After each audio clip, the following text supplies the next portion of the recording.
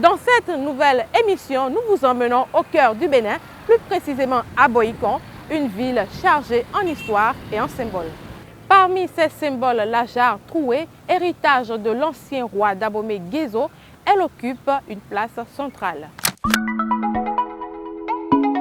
Symbole d'unité et de paix, elle incarne les valeurs profondes de cette région et de son peuple. Bienvenue à Boïkon. Merci de continuer à nous soutenir en vous abonnant massivement à notre chaîne.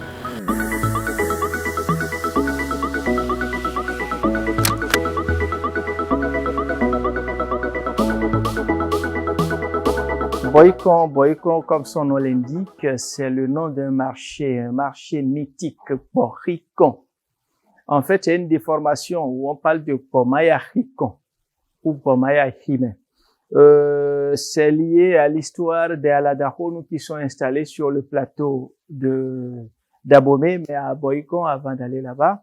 C'est toute une histoire avec ses dits et ses non-dits.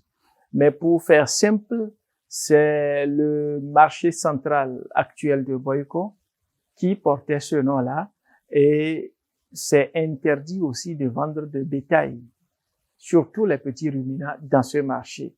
Et pour contenter tout le monde, l'autorité communale a créé un autre marché, à peu près à 3 kilomètres du premier marché où on peut vendre naturellement ces petits ruminants-là. Boïkon, qui est une ville créative de l'UNESCO depuis 2015, où vous pouvez côtoyer naturellement l'histoire, la phytothérapie, l'archéologie, où vous avez une population merveilleuse qui vous accueille à travers un certain nombre de sites touristiques qu'on peut visiter dans la ville, où on peut citer entre autres le musée des insectes et des papillons de Camille Toubi, le village souterrain d'Agongwento qui est un site archéologique. Après ça, nous avons le musée des poteries et masques ritueliques Vaudon. Il y a un circuit Vaudon qui se fait aussi. Puis après, il y a le marché central de Boïkon qui a donné son nom à toute la commune. Tout ça là fait partie des attractions qu'on peut visiter durant la journée. Et Boïkon by Night, c'est aussi les rencontres, les échanges, les discussions autour des tables, autour d'un pot, avec la kyrielle de buvette qu'on peut rencontrer et échanger entre amis.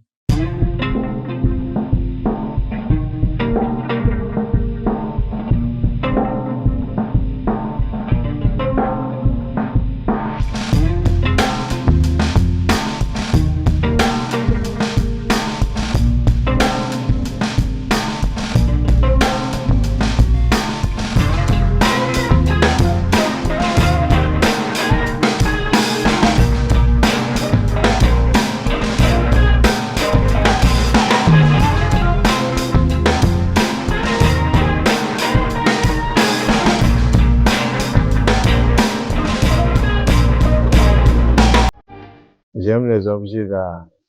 Et à un moment donné, je suis tombé sur les poteries traditionnelles.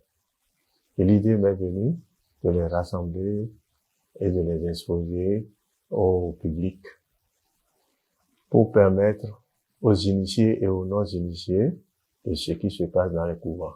Ces poteries, on peut dire, ce sont des pièces nécessaires à l'implémentation de nos divinités traditionnelles. En termes simples, on peut dire que ce sont des pièces détachées de l'implémentation de nos divinités, de nos temples traditionnels.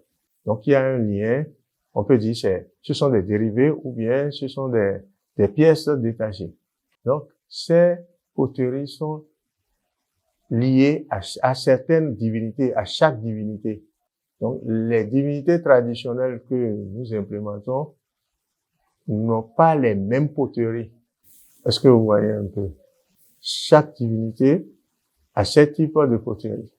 Par exemple, le Mamiwata a une poterie qui ressemble à une sirène, ni femme, ni poisson. Les poteries liées à la divinité Sagbata sont trouées ou portent des boutons. Est-ce que vous voyez un peu? Juste comme la manifestation de la maladie, la variole. Si un message, c'est dire aux Béninois, aux Africains de ne pas négliger leur culture, Parce que nous avons été longtemps éduqués à négliger ça.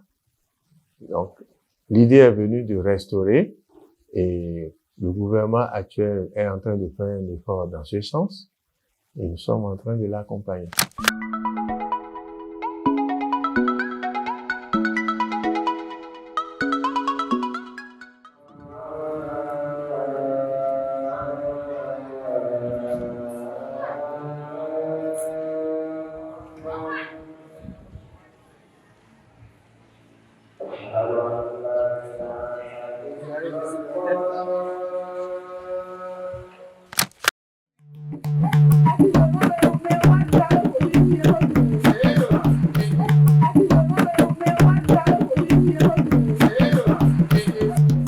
Il y a des tam-tams qu'on fait ça avec la machine.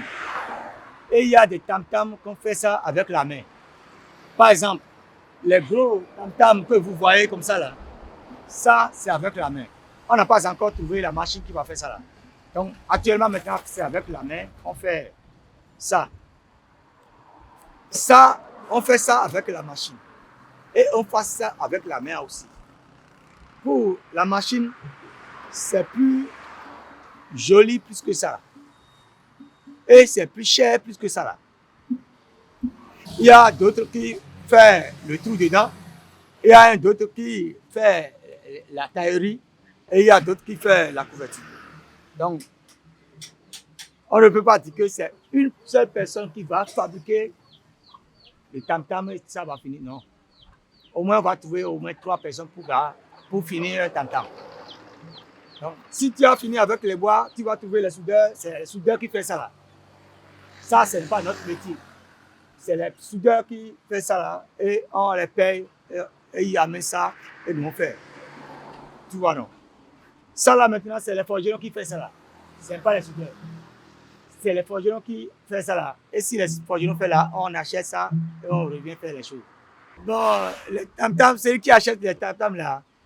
Et les gens d'église là, eux ils achètent. Et ceux qui font les vaudous aussi achètent.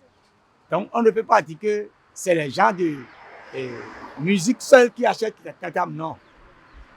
Il y a l'église qui achète ça. Et il y a les gens de féticheurs, les vaudous aussi qui viennent acheter ça. Ici à Boycon, on joue à Konhon. Et on joue à Gbotiébou aussi. Il y a des Toba Rai, il y a des Toba System aussi. Il y a des Agbadja. Donc il y a beaucoup de rythmes à Boycon ici.